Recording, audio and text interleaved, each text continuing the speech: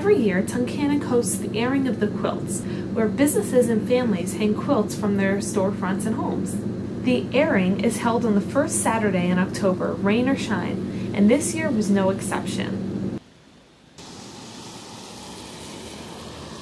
Jeanette Kitlin, owner of Endless Mountain Quilt Works, said she wanted to do something to make people come to Tunkhannock. That's right.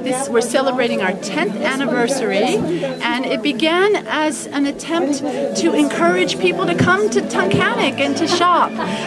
We had an event in Tunkhannock, always held on the first Saturday in October. The people would come to that, and then they would leave. And we and the business owners, I talked to them, and I said, well, let's hang quilts in your windows in your businesses, and the people will come and walk on the sidewalks and see what you have to offer.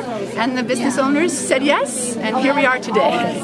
So how has it been, today, even though it's a rainy day, it still seems like there's a lot of people here? Oh yes, we always hang airing, rain or shine.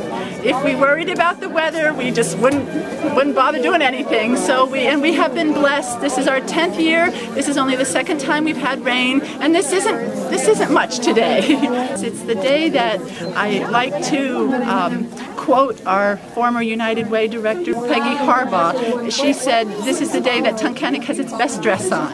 And it really is a wonderful thing for people to see, to embrace our community, our wonderful town, and the beautiful art that's quilt making. The Pennsylvania Invitational Indoor Quilt Show presented many different styles, and people who hung their quilts in this show had to be invited to do so.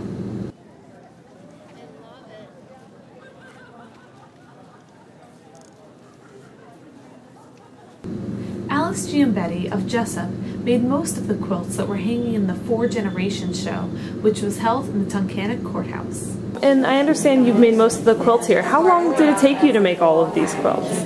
There is no time on any quilt. It's just when you feel like doing it. I start like 10 at once. Wow. Just keep picking them up, working on them. So how long have you been making quilts? Since probably the 1980s. Because every quilt has a story behind it. And they're all made for different reasons. Anyone that's special in particular? Actually, most of them. This one has a neat story. It was embroidered by my daughter Dina, and we thought about it on a road trip with her daughter, who was 3 months at the time, and she was crying. So I took her in the back seat with me, and I kept singing In Your Easter Bonnet from New York State back to Jessup, and I kept her quiet. So when we made this quilt with the hats, I said, that has to be her quilt. And there it is. All the writing on it, Easter Bonnet down the bottom for the rest of it. I just quilt for no reason at all, too, because I enjoy it. I enjoy teaching it, too. For more information, go to www.airingofthequilts.com.